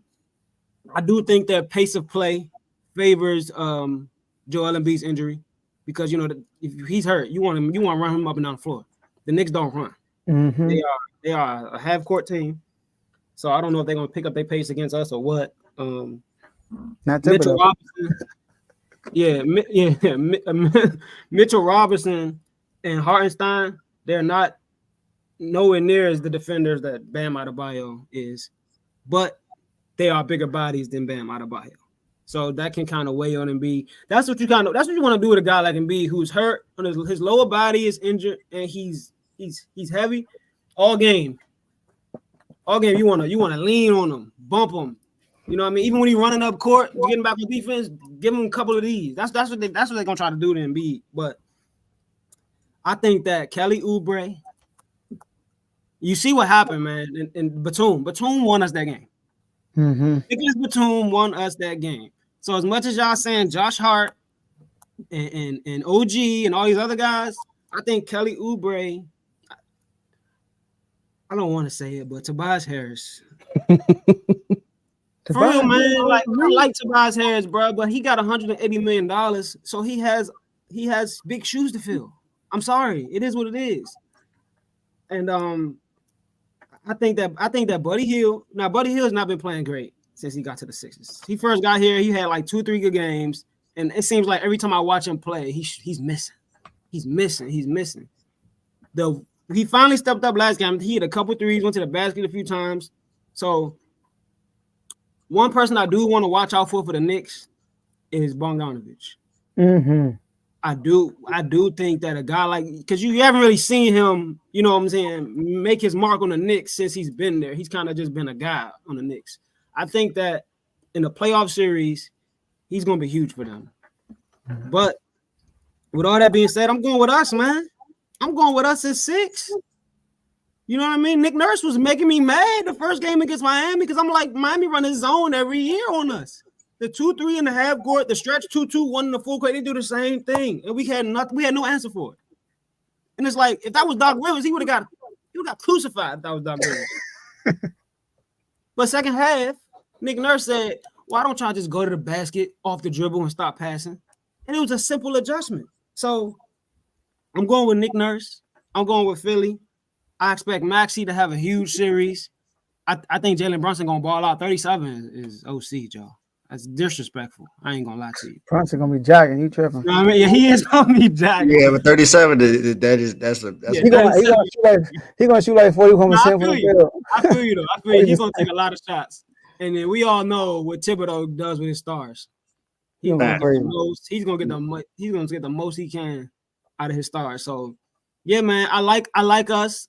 Like I said, I think the pace of play favors Embiid's injury. I highly doubt that he'll get healthier as these games go by. So this is pretty much what we're going to get. I think that Embiid has to adjust to playing with the injury versus trying to do what he normally does. Because a couple of times he caught the ball right at the paint with people smaller than him on him. He has no lift on his layups going through contact. So he has to learn how to go through the contact and play hard. You got to know the ref's not going to call that. It's the playoffs. The ref's not going to call it. And they're going to be in New York. All the whole sports world want to see New York win. I don't care who they playing. They want to see New York win. If the Knicks play the Lakers, they want the Knicks to win. So I'm going with Sixers. Shout out to Maxey. And Jalen Brunson, we're gonna lead that series in my opinion, being like, if they lose and say Becky Hammond take that statement back. Because Brunson literally almost carried them against the Sixers. It's gonna be one of those series. And two more things, Joel Embiid, we can arguably say that he's the heaviest guy in the league, right? Probably. So I think he shoot the most free throws too out of anybody. And the man shooting 88% from the free throw line. Like, that's crazy, y'all. Like, have you ever heard that before? Like, that's crazy. You can't foul him. And lastly, Jambo, I think it's the first time with Joel Embiid. Correct me if I'm wrong. It's the first time with Joel Embiid that y'all will have the bigger wings while maintaining shooting in the whole series. Like y'all 2 and 3 guards, y'all 2 and 3s are much bigger than New York's 2 and 3s, and y'all maintain shooting while doing that. Y'all didn't have to take away shooting because y'all either had Ben Simmons or Matisse Thybulle, you know. So yeah, that's huge. Yeah, with Batum, Oubre, and hopefully Robert Covington coming back. Tobias, you're absolutely right. So yeah. Look, man, all I'm gonna say is on the court, and what do you say, crypto on the floor, my tooling, yelling in the fourth quarter. Why you got Batum? Long as you don't gotta say that, bro. I believe you in 6, but I'm going with 7, man. It's gonna be a battle. It's gonna be a battle. I don't know, man. The parity in the NFL might have sprinkled over into the NBA a little bit with some of these seedings, man. It's tough to pick most of these games. We gotta go right back to it. We got another tough one right here. Oof, I know this one's tough. Like Magic versus Cavs, like Orlando took the step. I don't even know where to start with this one, man. You know, it could be a whole new world or a whole new arena. It is what it is. The Disney references can go on and on and on. It might be a magic carpet ride for them, and Cavs may just be trying to figure it out. Hey, I'm Paolo when you're now watching the Disney. I'm just saying, the Orlando jokes can go on and on. But shout out to RBO Vaughn. You got to pick this one. And I'm going to start with you, Dave. It's another Florida team. Ooh. My little brothers. Oh man. And I don't say that disrespectfully. Yeah, right. Drawing, let's take it that way. I don't say that disrespectfully. Tay might take that disrespectfully though, because maybe he tried to call us little cousins or something like that. So he might. But I say this to say that I'm actually rooting for the Orlando Magic in this series. I like, for one, I'm a Paolo fan. You know, he came from Duke, so I want him to do well. But I like how this team plays. They play with a lot of grit. They're a really good defensive team. I'm going with the Magic. I think the Magic win this game, win this series in the first round. I wouldn't be surprised if it goes 7, but I'm going with the Magic in 6. I think Paolo is going to show something that we haven't seen on a consistent basis almost all year. I think he definitely has an opportunity to go for like 25, 26, 27 in the series. Along with Franz, you know, being able to help him out in this series, and a bunch of other things that'll carry out. I think Jalen Suggs is going to help out defensively tremendously. I like this team. I think they have a really good chance to be a Cavs team that was at one point the number 2 seed in the East.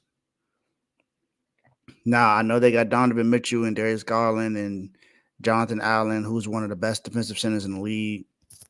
And we know what Donovan Mitchell can do when he's hot. So I think this is definitely, like you said, it's a tough series to pick, but I think the Magic win the series. Joe? It's funny because Tibbs called out the Cavs and said the Cavs tanked to not get the number 2 seed. So they can avoid like Philly or Miami. They said they tanked the number 2 seed to get Orlando. So I don't know how Orlando feel about that. But I'm going with Orlando in 6. The only thing that worries me about Orlando is their experience. But Bickerstaff, I mean, he disappointed me last year when they played the Knicks. He really did. I mean, that team was terrible last year against the Knicks. I believe Paolo will be the best player in the series. I think that. I don't think Spider going to have a good, efficient series. I think Orlando defensively going to be hounding Donovan Mitchell. I think the key factors for the Cavaliers is Darius Garland. I mean, what is he going to bring to the table? Because last year, I mean, he underperformed what he usually does in the playoffs last year. He didn't play horrible. He had some horrible moments in games, but he didn't play horrible like the whole series. But he was just average. He wasn't in playoff mode. If that makes sense, right? Like I saw Darius Garland in the playing game. He played awesome. I thought he was going to play great against the Knicks last year. Last year he was just average. So they're gonna need some big games out of him. And the one guy from the Cavs I'm really looking for is Evan Mobley. Like if they're gonna win, he has to be better. Last year he was not good, and excuses were he was a rookie, because the Knicks are a physical team, right? And that's why he wasn't good. Guess what? Orlando is also a physical team. Orlando ain't no 3-point shooting finesse team. Orlando was trying to get gritty. Orlando trying to get to the paint. Orlando trying to draw a foul, get to the free throw line. And defensively, they are hounding you. They're one of the best defensive teams in the NBA. So especially with Suggs, Suggs gonna be on Mitchell line all series. So I'm going with Orlando in 6, but if it go to 7, it might be tricky for Orlando because of that inexperience, you know what I mean? And the Cavaliers playing at home, but I'm going to go with them in 6. JMO? Yeah, man. The Cavs team is tricky, bro, because, Donovan Mitchell, I mean, he's Donovan Mitchell, but he hasn't really, I guess last year he did not look like himself in the playoffs. It was a gritty, physical series. So the percentages and the field goal attempts and everything will throw you off. But if you watched it, it's like, Donovan Mitchell has one of the highest points per game in the playoffs in NBA history. Like he averages like 28 for his career in the playoffs. That's like top 10. And I just don't think that him and Darius Garland is going to work. Joey, when you said to get Darius Garland ball out in the playing game against the Nets, guess who wasn't there? Donovan Mitchell, he wasn't there yet. Darius Garland was an all-star that year, averaged 21 and 10 that year. And then Donovan Mitchell come over, what he average now? 16 and 6? He just went downhill. So I don't think they can coexist. It's bad enough neither of them plays defense, but now they can't even be the best version on offense of themselves with each other. So I don't know what I'm going to get. Like, I just feel like you're not going to get both of them every game. You're going to get one each game. That's the way I look at it. It's very rare that I see them coexist and they both play great. The one person I do think can be an X factor for the Cavs is Karis LeVert. I do think Karis LeVert can provide some offense off the bench and create some buckets for others. I'm looking for Niang to come in and knock down some threes. I love Niang, bro. He plays hard. He plays hard. He's undersized. He don't back down. He'll knock down the tray ball. I love Niang. But with that being said, man, I think I'm going with Orlando as well. If Orlando wins this series, this season is a major, major W for Orlando. If they win a playoff series, it's a major W. Paolo, I think Paolo's going to dominate the ball this series. Like he's been doing second half of the season, a lot of games I watch. His assists, his rebounds have gone up because he got the ball in his hand. And I think he can do that. Jared Allen and Evan Mobley are long arms, very long players, but Paolo got more bricks in his back pocket. I think Paolo should get his bully ball on. I think he should get in that mid post. If they don't send no doubles, he can hit that midi over whoever because he's 6'10", or he can get to the cup on whoever because he's strong. And Orlando need to knock down their open shots. And yeah, man, they're a physical team. They struggled with the Knicks last year, and Orlando is a bigger team. Not only are they also physical, but they're bigger. I think their shortest player is who? Cole Anthony? Yeah. He come off the bench. Only small player. Yeah, because Markel Fultz's small, but he's 6'4" with long arms, 6'9" wingspan or something like that. So I'm going with Orlando as well. Paolo, show me something. I feel y'all, Lord. And going with that, y'all already know what I'm about to say, man. France want, whatever. You know. Yeah, I already know, man. You got France. Hey, man, shout out to KG and just how you pronounce words, man. Equivalent. But anyway, we got France, Bobo, Wendell, Paolo, Jalen Suggs, and they all looking like they're ready to prove something. Meanwhile, you go up to Cleveland, and I'm still upset about what the owner had to say to LeBron when he left. So for that, y'all know the color purple, man. I wish no good on you until you do right by me. I mean, he did get the one ring when LeBron came back, but after that, I still think he mad LeBron left again. So I'm going with Orlando in 6. I wanted to say, oh yeah, Bobo is with the Suns. You right, but his presence is there. Thank you. His presence is there because the way they play down in the paint. But these young boys can play defense. They can score with you. I want to say 7 because I feel like Orlando got to get their footing just a little bit because they are fresh. This playoff environment is different. Mm-hmm. But I think they're going to figure that out in game 1 and probably about halftime. They're going to be like, all right, bro, this is serious. We need to lock in. And then it's over after that. Now, if Darius Garland and Spider find a way to coexist, as you would say, J-Mo, it could get ugly. Because now that's a mean 1-2 punch. And then you got Karis LeVert coming off the bench. Evan Mobley is going to be needed. Good point, Joe. Because Jared Allen can't go up against just France by itself. That's just a lot. And France can go out and shoot. So it's just gonna be one of those things where you got to slow down Paolo, but Orlando in 6. And Bickerstaff, for me, I call him the lesser evil twin of Wes Unseld. But you got to figure out a way, man. JB, you got to figure out a way. You have too talented of a team for y'all to look like this at times. Like, make it happen. Yeah, man. Orlando got different pieces they can play around. Like I think Jonathan Isaac gonna have a big a key piece in the series with Evan Mobley. Like I think Evan Mobley gonna struggle, man. They gonna put Isaac on Mitchell. Watch when Jalen Suggs go to the bench, they gonna put Isaac on him.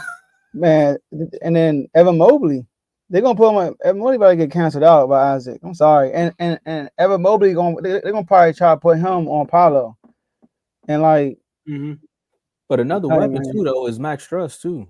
Yeah, I think he came off that Heat team. He's been in these moments. So that's true. He is battle tested for the playoffs, but he's Yeah. also the fourth best player. He also hit and missed too. They know. Last year when he was with us, he showed up in a couple of games, but other than that, he wasn't really there. That's what he is. That's what role players give you. Role players give you a couple of games. And here's the thing, though, about Orlando. They're young, right? But here's a good thing about this young team. They lead with their defense. Like, they're not a finesse young team. You know, like how we were. We rely a lot on our offense. So when the playoff time came, your offense not going to be the same. Like, you can't. Your offense is going to take a dip in the playoffs. This is how it is because it's a more physical game. But if you watch Orlando play, they are already a physical team. Like, they are physical. Like, so this playoff atmosphere is going. I think they're going to fit right in. It's just the moments. That's why I said if it gets to a game 7, the Cavs might win that. That's a big moment for a young team to overcome. But as far as like the physicality of the playoff games, man, Magic fit right in. How many big moments in the playoffs has Donovan Mitchell been in? See, Donovan Mitchell, Paul George and Russ out. See, here's my thing with Donovan Mitchell. Donovan Mitchell has played well in the playoffs. He has. Utah really hasn't played outside of OKC team, but look who led them. Sorry, Westbrook and daggone Paul George. 2 players that don't. PG had his heyday in Indiana. That was probably PG only bad series outside of that in the bubble. I think he's a rookie, Joe. Who? Donovan Mitchell? Mitchell's a rookie. No, I'm not trying to kill Donovan Mitchell. I'm talking about like the matchups they normally have in the playoffs is usually not like a team that we feel like can beat them. Now you might say the Nuggets in the bubble, but the bubble was an aspiration for everybody offensively. I feel like everybody was getting buckets in the bubble, but usually Utah got that first round matchup, the first seed, and you like, oh, they're gonna win. But when they went against the Mavericks, you know what I mean? Like we all knew the Mavericks were gonna win that series, even with an injured Luka. You know, so and they lost to the Mavericks, even though Mitchell was going through contract issues with them on that stuff. But last year told me a lot about this Cleveland team. Last year, like and bigger staff. Like New York owned them, and Magic are a similar team. Like Magic is gritty, just like New York. Now they don't have a Brunson, but Brunson didn't even play great that season. He wasn't all world like he normally is now. It was just they out physical the Cavaliers. The Cavaliers were weak that series. So and Magic is I got Magic in 6. I would say in that with Brunson last year, he was kind of like with this Orlando Magic, he was trying to mark, he was making his stamp. So he was finding his footing with that New York team. So that was even more, it makes Cleveland look even worse because Cleveland got to get high from 3. Yeah, J-Mo. They are 1-3 against Magic this year. They only getting 1. They couldn't miss. But yeah, they gotta get high from 3. But Suggs gonna be on Spider Line. Like I know. One of them might be gone next year. Yeah, they got. Yeah, it's kind of like a DeJounte Murray, Trae Young situation. They can't play together. Very similar.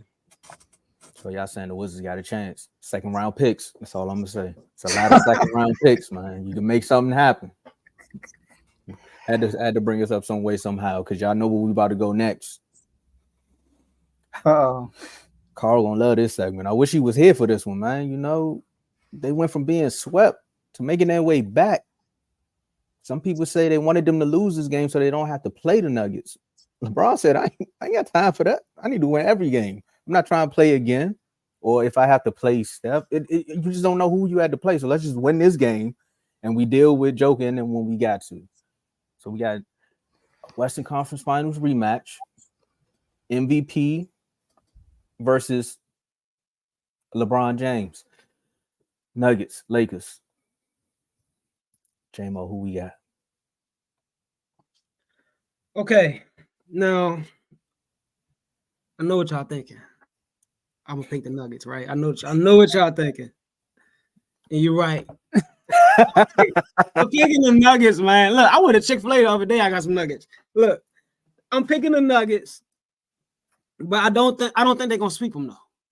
I don't think they're gonna sweep them like even though last year it was a lot of close games in that sweep. I don't think they're gonna sweep them. Number one, just off last year, they won 3 games by like 5 points or less. And you see all them shots Jokic hit like that? Jokic hit about 6 shots like that. I don't think he's gonna hit 6 shots like that again. All right. Now Bruce Brown is a loss. Don't get me wrong, but it's not like oh yeah, without Bruce Brown, they a totally different team. They ain't the same. They can't do this. Like, it's not like that. You all right? I just think that the Nuggets are clearly the better team.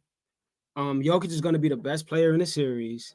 LeBron is shooting his best 3-point percentage by far. And Jokic can't check Anthony Davis. But Anthony Davis can't check Jokic. It's like every reason the Lakers have to get an advantage in the series, the Nuggets have a reason why they shouldn't have an advantage in the series. So I don't think they're going to get swept. I'm going to be real with you. I could see 6. I don't think it's going to go 7. I don't think it's going to go 7. I could see 6, maybe 5, but I don't think they're going to get swept. But I don't have too many major points or X's and O's with this one, man. I just think the Nuggets are a better team. And they own the Lakers. They definitely do own the Lakers. I mean, speaking of Chick-fil-A nuggets, we know spicy nuggets back at McDonald's, man. So I'm just saying, this is going to be a spicy nugget series, man. I joke with the Lakers, you know, I pick on them because they like to pick on us, you know. Shout out to my neighbor. We got to fight back some way, somehow. I said they probably weren't even going to make it this far. And look, here they go. Now, as far as your journey, you know, sometimes when you got your Waze on or your phone is upside down, it'll think you're going backwards and it'll tell you reroute, but you're actually going the right way. You just got to flip your phone up the right way. And that's how LeBron reads books. And I'm reading this series kind of like Nuggets in 6. It's that AD factor, man. We're going to need AD to have a big game, but the back spasm showed up at the wrong time. Because the reason why they won most of their series last year is when AD stepped up and showed up. This one, I'm with you, J-Mo. For every factor that I want to give the Lakers, the Nuggets just give me more reason to be like, we got that. So I'm going with the Nuggets in 6. It might be 5, depending on how it really go. But Dave.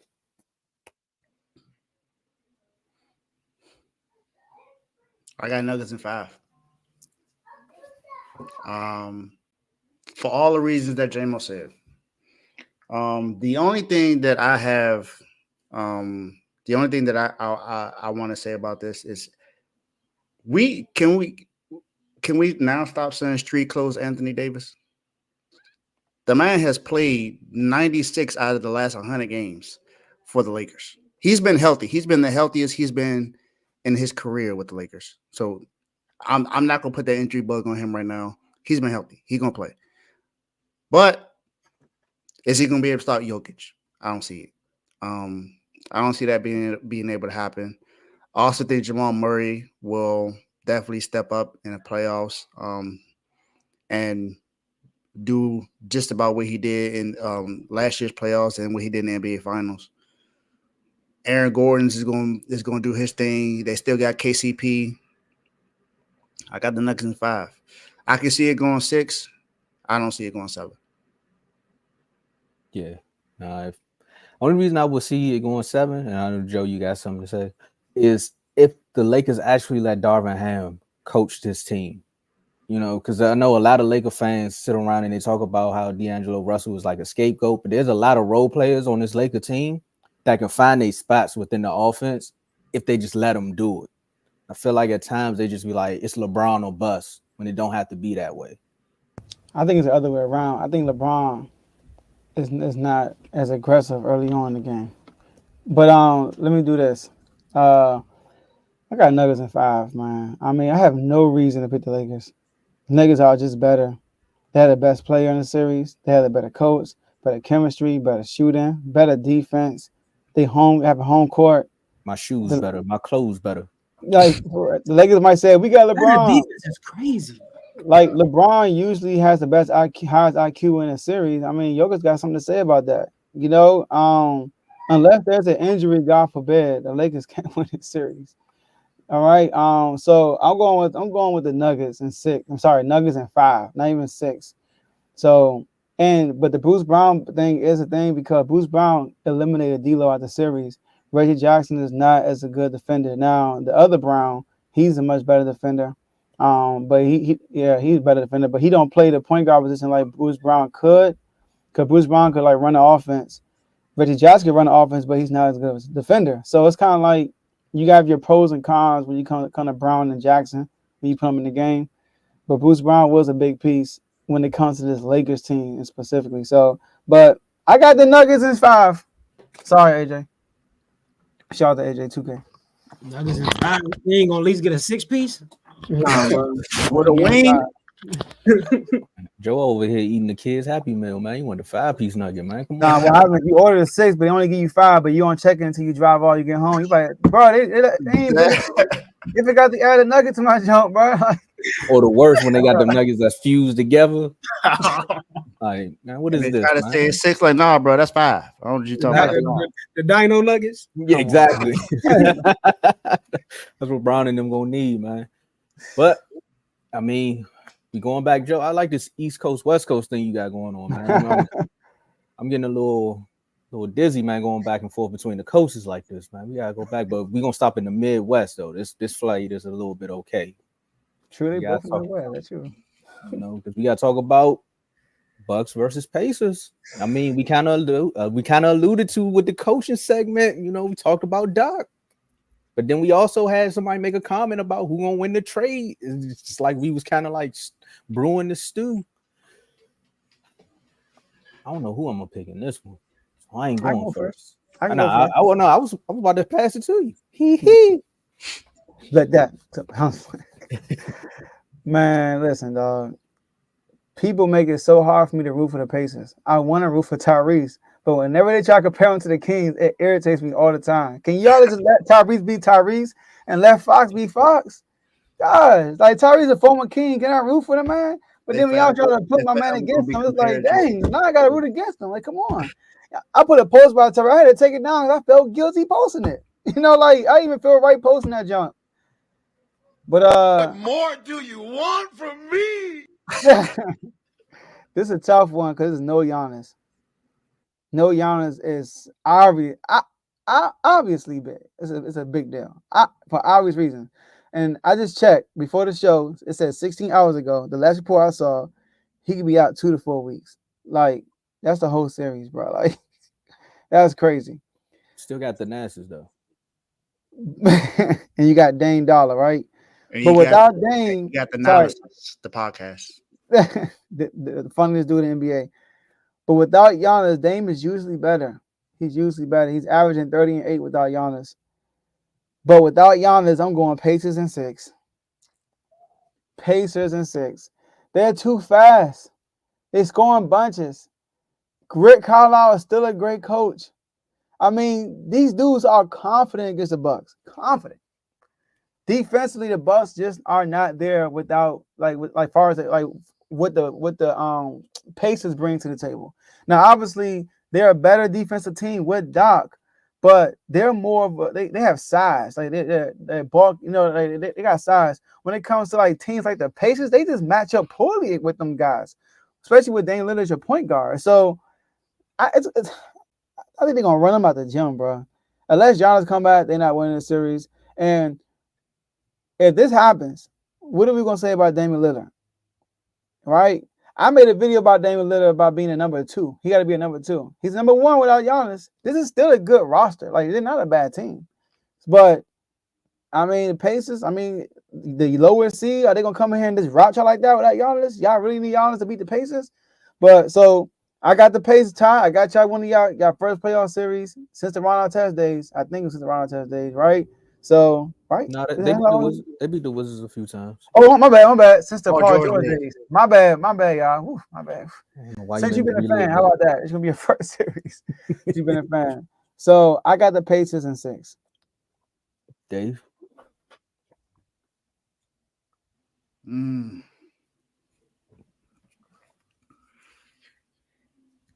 This even though Giannis is out, I still feel like the Bucks gonna win the series. I got the Bucks in 7. I feel like Dame gonna go off. That's what I feel. I just feel like Dame is gonna step up and do his thing in the series. I just see it happening.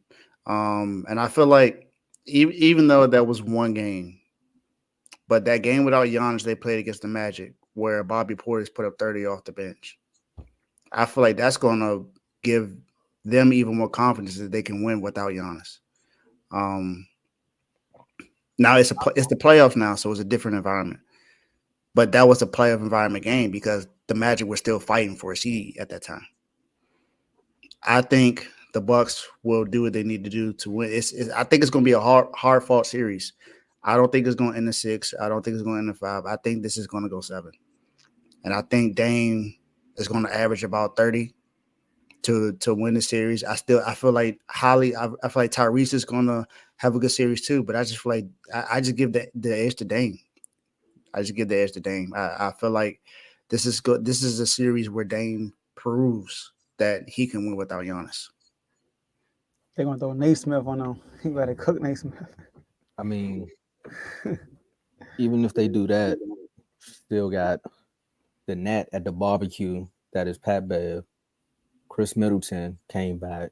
Bobby Portis, Brooke Lopez. Like, they have the pieces. They do. They have the pieces. If this series does go 7 games, it's going to come down to coaching. And I'll let everybody else just deal with that. Take that for what they want. I seen Dame, Bobby Portis, and Chris Middleton hold it down without Giannis a few games. I seen how that offense would look. I understand what the Pacers have been doing. I picked Tyrese Halliburton to try to be one of the faces of the NBA, but he's plateaued since the All-Star break. I like the Bucks in 6. I can definitely see it going 7 because of that. I'm going with the Bucks in 6. And Doc Rivers will be at the podium preparing for his next team. J-Mo, tell me why I'm wrong. You read my mind, Tom. I'm about to tell you right now. Listen though, Damo, to what you just ended with. If they win this series, I need Doc to get some love, man. Yeah. Because they've been getting smacked by the Pacers all year with Giannis. Yeah. All of a sudden, without Giannis, we expect them to win now. You know what I mean? So if they win, I want Doc to get some love or refuse to lose. That's all. I'm gonna just put that out there. But look, I'm going with the Pacers, man. I'm looking back. Listen, man, I'm going with the Pacers. I'm looking back at that series, Joe, against the Hawks. You remember when they went to the finals and won the chip, and they played Trae Young, and Giannis was hurt. Brooke Lopez stepped up. People forget that he's an all-time leading scorer in the Nets history. You know what I mean? Brooke Lopez is a basketball player. He's not just some 3-and-D stretch big. He can post up. You know what I mean? He can defend the rim. He can drop it off. He can finish at the rim. But I don't know, man. I don't know what version of Chris. Because Middleton has been getting better and better. I don't know how good I don't know. You know what I mean? I think Bobby Portis is going to be their second best player this series. Yep. But the Pacers, man, they be running people off the floor. Yeah. And like Joe said, they love this matchup. They coming into this matchup like we gonna win. They not saying, oh, we could get them, y'all. They saying, let's not let them get us. They think they the better team. And they don't have Giannis. Man, the Pacers have all the confidence in the world. Tyrese Halliburton, like, they sleeping on me, bro. I've been playing bad lately, I know. Siakam, like, man, I was the best player on the team that made the second round of playoffs. So I know they ain't forget about me. Rick Carlisle, shout out to Jim Carrey. He's still a good coach. I think the Pacers, I'm not gonna speak on how many games it's going, but I do think the Pacers are gonna win this series. Now the worst thing that can happen to Doc, they go up 2-1 and lose 4-2. That better not happen, bro. That better not happen. Or they go up 3-2 and losing games. Yeah, they go up 2-1 or 3-1. Don't even say nothing about it. Wait till the series over. Don't even say. No, he can't let that happen. You know the media gonna bring it up as soon as we it's didn't have our best player. What you expect? As soon as it's 2-1, 3-1, or 3-2, they're like, "Uh-oh, here it is." I know. It's a setup, man. It's a setup. All right, I'm not gonna lie though, y'all. This last matchup is the toughest one for me. That's why it's last. That's why it's last. Hey, that's a perfect intro. I ain't gotta say too much more. Y'all already know how I feel about when the sun come up. That's when, but at night they say the wolves howl. So we gonna see what it is, man. We gonna see what it is. Bradley Beal pushing people around. Ed was out here just playing in the All-Star game, shooting with his left hand, but still dunking on people with a broken hand. He put it back. He dislocated his finger. He put it back and still dropped almost 51 on the Wizards. Different game, but still it happens. Timberwolves versus the Suns. I did not want the Suns to get a 6 seed. They should be fighting for a play-in spot, Joe. What was y'all doing? What y'all doing, man? This was your spot. You always say, trying to win a championship. So we got to pick it, man. Dave, who you think win the series? Why? Why you had to pick me first? Why? Because you know the Jordan brothers, man, they set it up so perfectly that I just had to pick somebody else to go first. This was definitely the hardest one for me to choose. When Joe said this, I was like, really? You had to put this one left? This series is Anthony Edwards, my favorite young player right now, just because of his attitude, the way that he thinks, the way that he plays. But I also defended KD last year. Said, hey, I think I feel like the Phoenix can make it all the way to the finals because KD, you just throw him in the situation and he can adjust. You can put him anywhere and he'll fit. Now they got Bradley Beal. Devin Booker has had some great games this year. They don't have to worry about DeAndre Ayton anymore. He's in Portland now. They got Nurkic. Pretty much that took that spot. I'm going with Minnesota, though. I'm going with Minnesota. I know last year Ant didn't necessarily play particularly well in that playoff series, but I think he steps up this year. I think he balls out along with Cat, and I think Rudy is going to make some key defensive stops in this series. This is another series I think can go 7, but I'm going to pick Minnesota in 6. Man, come on, Brad. You back in the playoffs, man. It's been a minute since you've been there, man. Last time we seen you in the playoffs, you was going up against the 76ers, and well, we know how that ended. You got 2 more superstars around you, man. I've been killing you all season because you started the season all missing almost like 40 games. Probably less than that, but you missed like half the season, so you should have fresh legs. This is why you didn't want to be in DC no more. This is why KD didn't want to come to DC. And yes, I'm making a lot of DC references because I'm scoring.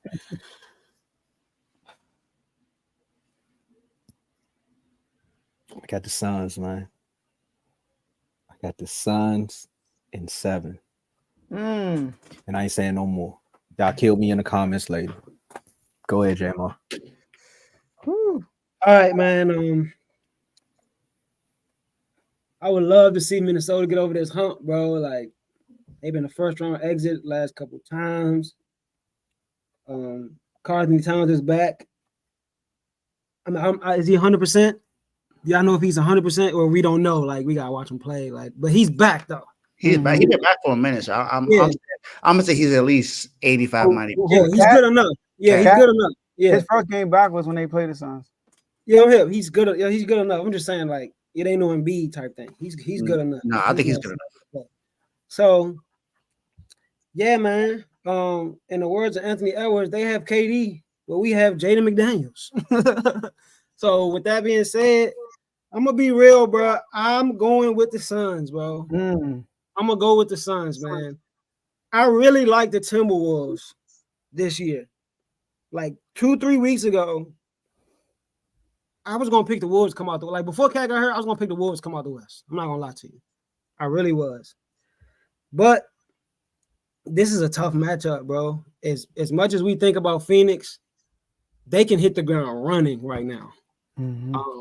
And they are the one team in the West that I think has no problem playing the Nuggets. I don't think they have a problem playing the Nuggets. They match up well with the Nuggets. They've been beating them the last couple times they played, and the Nuggets have been healthy. The Suns are healthy, not just Bradley Beal and KD and them, but Nurkic is healthy. You know what I mean? Like, they healthy. So I like the Suns, man. Y'all saw what Bradley Beal said. I don't know if that was the last game of the season or one of the last games. The reporter was interviewing him on the sideline. He was like, "It's time to step up and play defense. It's playoff time. It's time to lock in." So, that's the third option saying that. We know Kevin Durant's been averaging like 30 points a game, even ever since he left Golden State. His team's been losing, but he's been balling. I'm gonna go with the Suns, man. I think the Suns gonna pull it off. But I would not be surprised if the Wolves win this matchup. Close. You on mute, Tomo? Oh, I know. Bradley Beal must have muted me. Hey, what did he say again, J-Mo? He said it's time to win a championship. He's trying after they beat us. Get out of here. Get out of here. It's time to lock in. All right, man, listen. You better win this series because I picked y'all. You better win. Yo, this is so tough. This is the toughest series that we are doing right now. I have no X's and O's for you. I have no analysis on nothing. But I'm going with, in 7 games, I'm going with Phoenix. I'm going with Phoenix in 7, man. I mean, number one, I don't see KD getting bounced in the first round 3 years in a row. Let's start there. Oh, sorry. He won with the Clippers. If I was going to get bounced twice in the last 3 years. Trying to put in Cat last minute after they already had that flowing going. Like, Minnesota's playing well. Cat comes in. You know how that goes when it's messing up the chemistry. The Suns played good down the stretch when a lot of people thought they were going to be bad. And they had the hardest schedule in the NBA. So they are battle tested. When all 3 of them play, they got like a 65, 66% win percentage. They're a really good team with the little bit of chemistry they have. So I'm going with the Suns in 7. So Anthony Edwards walked on the court with his head down. So I'm the lone wolf. There you go. Yeah, Balto. Hey, look. Yo. Hey, Joe, I ain't gonna lie, bro. I do think this can be a KD series. We know the KD's gonna defer to Devin Booker. Bradley Beal gonna want to do his thing. I think it's a KD series. Beat me personally. Who's gonna guard him? McDaniels, you're too small. You're too small. Nas Reed, you're too slow. Cat, you're too slow. They don't have an ideal matchup for Kevin Durant. What, you gonna double them? They got D-Book and Bradley Beal. That's what I'm saying. Like, and Bradley Beal. You can't double nobody. That's what I'm saying. So you can. They are the best defensive team in the league, though. But we know how Rudy Gobert gets taken out again. I'm just saying, man. But the way the Suns play, Rudy Gobert is not a factor. He's really not. Like, they are all jump shooters, and they're all efficient. So, like, they don't got no slashes, and they got snipers all over the floor, and they got Nurkic is a perfect big body.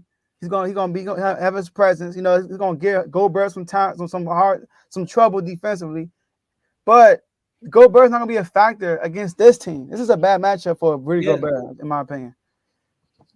No. Yeah, all that talk about Barrett getting exposed and all that. This is the series to show that to the world. I think that's already happened already, but hey, this is definitely another series that can happen. He's been exposed plenty of times before, but don't let this slander get to you, Rudy. You the defensive player of the year. I still but like Wemby said, enjoy it now because the last one you're gonna get. Exactly. I think Wemby should have got it this year, honestly. Is someone froze up or he just like It froze. All right, we're gonna wrap it up anyway. Bradley Beal took me out, man. I shouldn't have said too many bad things. I was gonna say something positive too. I know you was positive. You start going crazy with the sound effects. All right, y'all. Let's wrap this up, though, man. Great show, y'all. I know it's a lengthy show. Appreciate everybody who stayed to the end. We appreciate that. But my last word, Sacramento, man, it's go time. It's win or go home, man. It's win or go home. So, like I said last episode, let me be real. This could be possibly our last game. I'm going to watch it. I was going to go out and watch it, and now I'm going to stay home. I'm going to have the chat right with me. I'm going to be active in the chat. I'm going to be on my, I probably, like, when we played the Warriors, I stood up the whole game. I didn't sit down for real. I was just standing up right in front of the TV. It's yelling. That's how I'm going to be tonight, too. So, I can't wait to see some good basketball by the Sacramento Kings. And I'm happy the playoffs is here. We gotta get in the dance, man. There's a lot of people in the chat that got their team in the playoffs. Shout out to everybody in the chat that got a playoff team. I'm trying to get in there too. And I know Dave for the same way. So those are my last words. Commanders, I'll talk about y'all next week. But right now it's all about the Sacramento Kings. Yeah, mine is strictly for the Miami Heat. Look, Spo, this is where you show your coaching greatness. This is the time to show it because two of your best players are not playing in this game. Terry Rozier is out. Jimmy Butler's out. Jimmy Butler won't be back until Eastern Conference Finals if we get there. You gotta show out. You going against a hot Bulls team right now. Bam gotta get involved.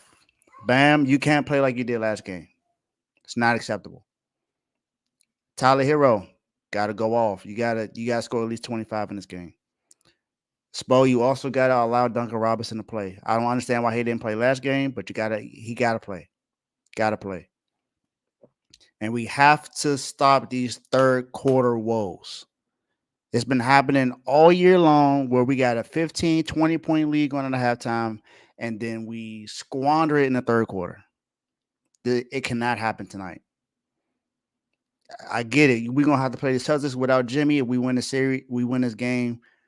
But you can't allow that to – you can't go out like that. You got to at least put all your best players out and have a coaching savant kind of a game today. So do what you got to do. Do what you got to do. I would have more confidence if Jimmy was playing. But, look, I still got confidence in my team. I feel you, man. That's for sure. I feel you. Don't I know? Hey, Dave, use that. I be on your line, but Dave, listen, I don't let you go in here and be you today, right? I'm gonna mess with you today. Go ahead, Tom. I was gonna let J-Mo go. My team ain't in the playoffs. I want to hear what y'all got to say first. Look, man, I need y'all to have him be. That's why I like Oubre, man. That's why I like Oubre. Dudes get knocked to the ground. Oubre be like, nah, I got him. I'll help him up. He's my teammate. Oubre get in between all of that. I love Oubre. They're going to try to beat up Embiid. Y'all need to have his back, bro. I know y'all remember when James Harden came to Philly and we played the Nets and KD and Kyrie, they was just on Harden line. And Embiid was the only one out there trying to hit him back, and everybody else just, oh, my goodness. Do not leave my man Embiid on this island in this playoff series. They're going to try to beat him up. Fight back, man. Fight back. Shout out to Nick Nurse. Shout out to Maxey. Let's keep trusting the process. All right, I'm going to make this a quick one, but I told you I had to address a comment right quick.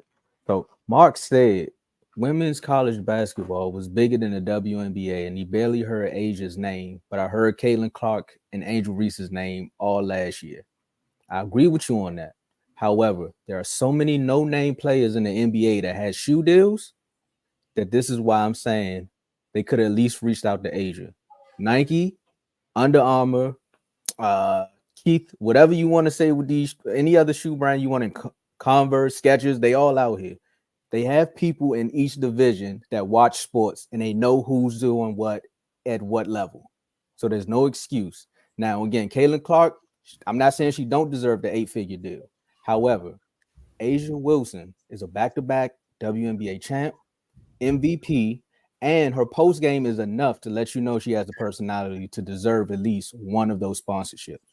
Candace Parker went on the same run. She got a CarMax deal, so on, and she got a deal with Adidas. So I can't sit up here and say that they don't know who Asia is because you haven't heard her name. Mm-hmm. It's a WNBA. It's a WNBA debate chat. Take this to the WNBA chat. They know exactly who Asia Wilson is. That's all I'm saying. All right, let's take this to is Mark. Make sure Mark get in that WNBA chat if he's not in there. You gotta add Mark to that. I'll add him. All right, y'all. That's all we have for y'all today. Appreciate y'all for staying to the end. It was a long episode, and we'll see y'all on Monday at the next episode. Enjoy the playoffs. Peace.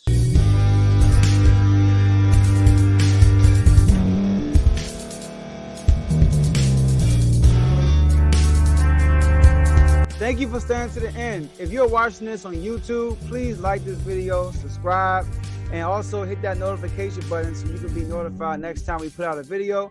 If you're listening on any podcast platform, subscribe and hit that notification button, y'all, so you can be notified we put out another podcast audio. And last but not least, hit that share button. No matter what you're listening to or watching it, hit that share button and send it to somebody that you know that would love to watch this episode you just listened to.